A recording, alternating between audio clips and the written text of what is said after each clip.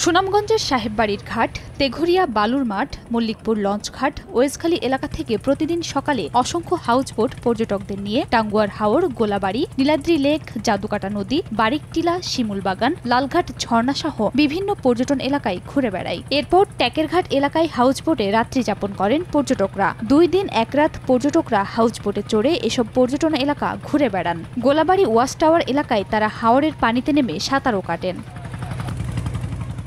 June থেকে November পর্যন্ত পর্যটকরা সুনামগঞ্জের এসব পর্যটন কেন্দ্র বেড়াতে আসেন, তবে তাদের অভিযোগ হাওরে নেই পর্যাপ্ত পুলিশি নিরাপত্তা। বর্ষার সিজনে টাঙ্গুয়া হাওর হচ্ছে বাংলাদেশের ওয়ান অফ দ্য বেস্ট একটা টুরিস্ট প্লেস, তো এটার সিকিউরিটিটা একান্ত কাম্য। বিপদ সংকেতগুলো যে থাকে সেগুলো আমাদের একটু যদি আগে থেকে সতর্ক করা হতো তাহলে ভালো হতো। যে ভাড়ার ফিক্সড কোনো রেট নেই, যার যেমন মন চায় ওইভাবে মানে আপনার ভাড়াটা নিচ্ছে আর কি। সার্বক্ষণিক হচ্ছে পুলিশি নিরাপত্তা যে ব্যাপারটা আছে, আমরা হাওরের মধ্যে এই পুলিশি নিরাপত্তার ব্যাপারটা পাই না। সিকিউরিটি এবং যোগাযোগের ব্যবস্থা ফ্যাসিলিটিগুলো বাড়ান, তাহলে আমার মনে হয় আমাদের দেশেরও একটা ভালো হবে, যে ট্যুরিজমের এবং বাইরে থেকেও লোক আসবে।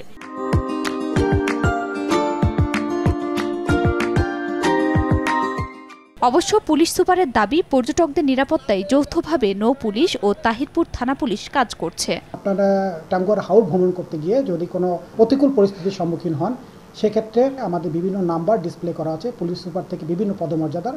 আপনারা সরাসরি ফোন দিয়ে আমাদের সাহায্য সহযোগিতা দিতে পারবেন। টুরিস্ট পুলিশের নিরাপত্তায় জেলা পুলিশ সর্বদা সদা তৎপর আছে। সুনামগঞ্জ সদর থেকে টাঙ্গুয়ার হাওরের নৌপথে দূরত্ব 60 কিলোমিটার, আর যেতে সময় লাগে 6 ঘন্টা। সময় সংবাদ, সুনামগঞ্জ।